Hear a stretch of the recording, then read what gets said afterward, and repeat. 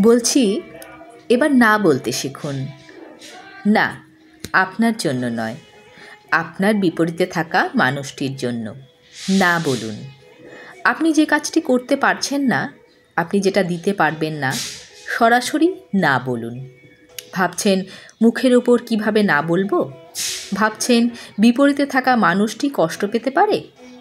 আরে মশাই, আপনি তো তার কষ্টটা আরও বাড়িয়ে দিচ্ছেন।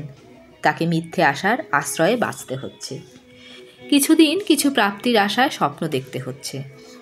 তারপর আপনি যোগাযোগ বিচ্ছিন্ন করছেন। ভেবে দেখুন, এটা ঠিক করছেন তো? আপনার ক্ষেত্রে কেউ এমন করলে আপনি কি করতেন? আজ আপনি নিজের স্থান সম্পর্কে নিশ্চিত রয়েছেন ঠিকই, কাল আপনার ওই স্থান নাও থাকতে পারে। তখন কি করবেন? প্রকৃতির প্রতিশোধ বড্ড ভয়ঙ্কর।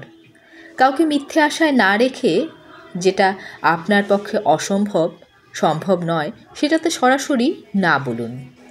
এতে আপনার বিপরীতে থাকা মানুষটি স্বাভাবিকভাবে কষ্ট পেলেও বিকল্প কিছু ভাবার সময় পাবে। নিজেকে মিথ্যে আশায় রাখবে না। যেটা আপনার পক্ষে অসম্ভব, তখনই না বলুন। দেখছি, ভেবে দেখব, চেষ্টা করব, এই শব্দগুলো যেমন আপনার ভালো লাগে না, তেমনি অন্য কারোরও শুনতে ভালো লাগে না। একটু বোঝার চেষ্টা করুন, কারণ পাশা উল্টাতে প্রকৃতির বেশি সময় লাগে না। যে কোনো মুহূর্তে আপনি ওই জায়গাটায় থাকতে পারেন, এখন আপনার বিপরীতে থাকা মানুষটি যেখানে দাঁড়িয়ে আছে। মনে রাখবেন, সবাই পরিস্থিতির শিকার, আপনিও বাদ যাবেন না। তাই মিথ্যে অজুহাতে না রেখে না বলুন।